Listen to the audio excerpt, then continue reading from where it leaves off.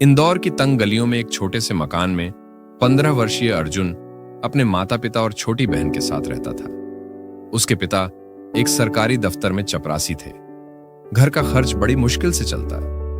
अर्जुन पढ़ाई में होशियार था, लेकिन हालात उसे अक्सर रोकते थे। हर सुबह वो दूध बांटने निकलता, फिर स्कूल जाता। स्कूल के बाद ट्यूशन पढ़ाता और रात में पिता के साथ स्टेशन पर अखबार बांटने का काम करता। उसकी मां हमेशा कहती, समय सबका आता है बेटा, पर जो रुका उसका समय कभी नहीं आता। एक दिन स्कूल में भाषण प्रतियोगिता हुई। अर्जुन ने मेहनत की ताकत पर भाषण दिया। पूरा स्कूल तालियों से गूंज उठा। एक स्थानीय कोचिंग सेंटर के मालिक मिस्टर कपूर, जो वहां जज थे, अर्जुन की प्रतिभा से प्रभावित हुए। तुम्हारे अंदर कुछ अलग है लड़के, उन्होंने कहा। तुम देश के सबसे बड़े आईएएस अफसर बन सकते हो।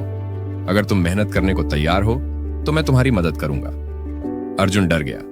उसने सोचा, आईएएस वो तो बड़े लोगों की चीज है, हमारे जैसे गरीब लोगों के लिए नहीं। पर जब उसकी छोटी बहन की तबीयत बिगड़ी और इलाज के पैसे नहीं थे, तो उसे एहसास हुआ, अगर मैं आज पीछे हटा तो पूरी जिंदगी यही गरीबी मेरा पीछा नहीं छोड़ेगी। मिस्टर कपूर ने अर्जुन को मुफ्त कोचिंग दी। उन्होंने उसे पढ़ने की रणनीति, समय प्रबंधन और आत्मविश्वास सिखाया। हर बड़ा सपना एक छोटी शुरुआत से होता है, उन्होंने अर्जुन से कहा। अर्जुन ने पहली बार राष्ट्रीय स्तर की छात्रवृत्ति परीक्षा दी, लेकिन वह फेल हो गया। उसके दोस्तों ने उसका मजाक उड़ाया।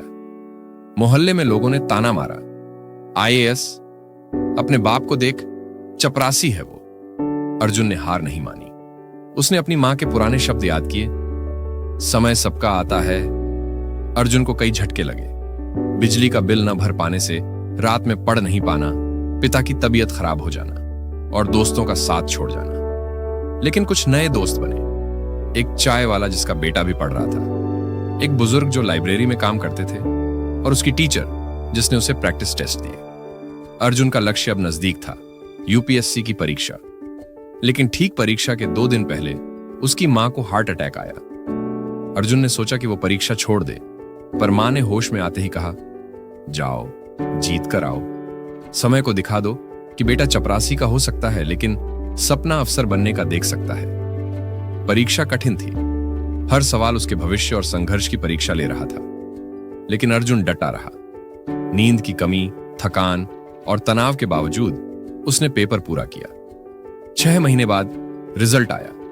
पूरे मोहल्ले में खुशी की लहर दौड़ गई। अर्जुन देश की टॉप 50 में शामिल था। हर न्यूज चैनल उसका इंटरव्यू लेने आया। पिता की आंखों में गर्व और आंसू थे। बेटा आज अफसर बन गया, मां ने कहा, और समय हार गया। अर्जुन दिल्ली गया ट्रेनिंग के लिए, पर उसने अपनी जड़ों को नहीं छोड़ा।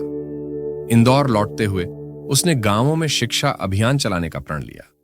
5 साल बाद अर्जुन अब एक युवा, ईमानदार और प्रेरणात्मक आईएएस अफसर था। वो वही बच्चा था जिसने स्टेशन पर अखबार बेचे थे, पर अब वो बच्चों को किताबें बांटता था। उसने एक किताब लिखी, समय का खेल निराला है, the boy who never gave up, जो लाखों युवाओं के लिए प्रेरणा बनी। अगर तुम हार मान लोगे तो समय तुम्हें पीछे छोड़ देगा, पर अगर तुम डटे रहो तो समय भी तुम्हारे सामने झुक जाएगा।